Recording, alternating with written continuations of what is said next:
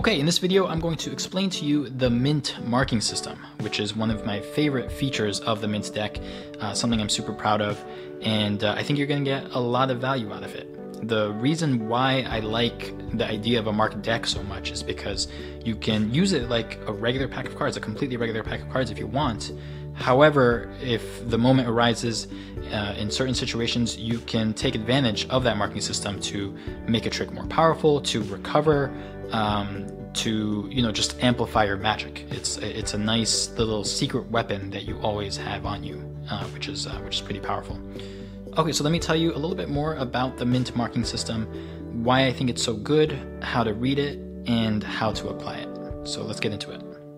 Okay, so let me show you the inner workings of the Mint marking system.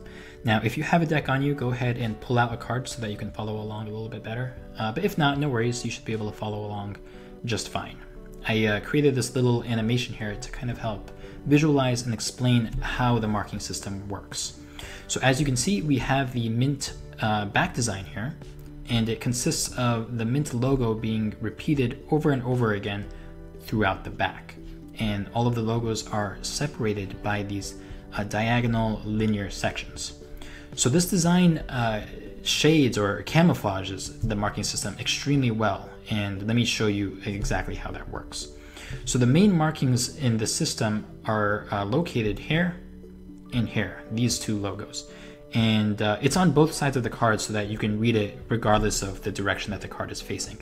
So let's zoom in on one so I can give you a close-up look at what's actually happening here. So normally the Mint logo has a dot at each of the intersection points for a total of 16 dots. But in this case, as you can see, 2 of the dots are missing, this one and this one. And the location of those missing dots is what tells us the value in the suit of the card. And the reason I love the Mint marking system so much is because it's based off of a clock. So if you can read a clock or a watch, then it's going to be incredibly easy for you to read the Mint marking system. It's not going to take all that much practice at all. So the value of the card is determined by the outer dots. Okay, so 11 o'clock in this case is going to represent the Jack, and 12 o'clock is going to represent the Queen. 1 o'clock is an Ace, and then the rest are just very obvious. If the outer dots, or if the outer border isn't missing a dot at all, then you know that it's a King. All right. Now, to get the suit, you are going to be looking at the inner dots. And once again, this is very simple. The way that I like to think about this is, if we're going to call this the first position, this the second position, third position, fourth position, just like a clock.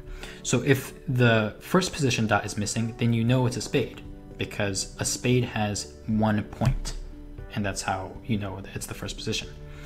If the second dot is missing, then you know it's a heart, because a heart has 2 humps.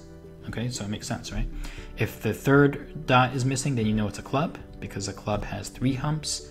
And if the fourth dot is missing, then you know it's a diamond, because a diamond has 4 points. So it's all incredibly intuitive. It's easy to read, it's quick to read, and it's impossible to see unless you know exactly what to look for.